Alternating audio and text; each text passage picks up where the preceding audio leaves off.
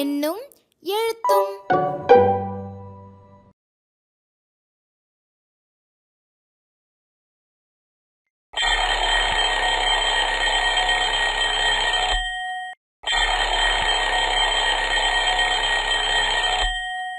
காலை வணக்கம் ஃப்ரெண்ட். எனக்கு நேரம் பார்க்க தெரியல, உதவி செய்றீங்களா?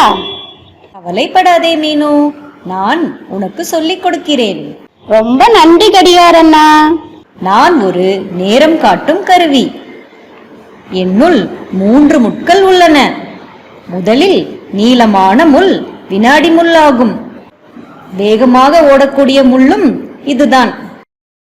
இரண்டாவதாக நிமிட முள். இது வினாடி முள்ளை விட சிறிது மெதுவாக ஓடும். மூன்றாவதாக இருக்கும் முள் மணி முள்.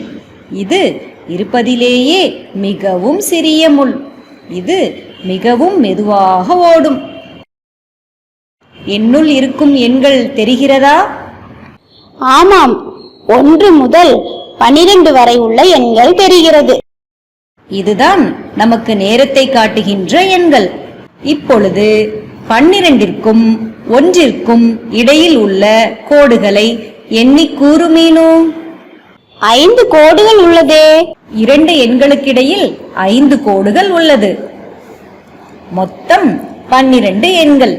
எனவே 12ஐ 5ஆல் பெருக்கினால் மொத்தம் 60 கோடுகள் கிடைக்கின்றது. அதாவது வினாடி முள்ளின் ஒரு சுற்றுக்கு 60 வினாடிகள்.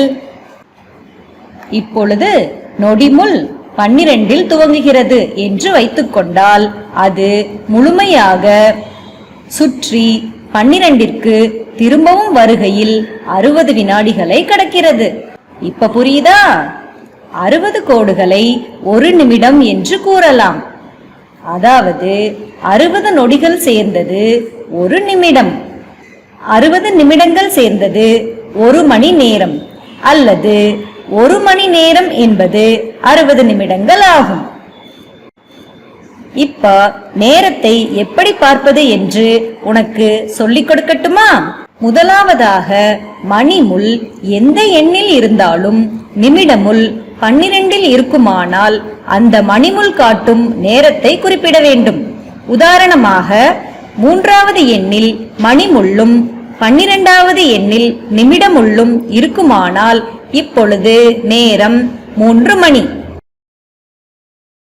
நிமிடம் உள்ளானது 12இல் இல்லை எனில் எப்படி கூறலாம்? சரி மீனு, இப்ப நான் சொல்றேன். 12ற்கும் 3ற்கும் இடையில் எத்தனை நிமிடங்கள் உள்ளது? 5. இதில் 5, மேலும் 5, மொத்தம் 15 நிமிடங்கள்.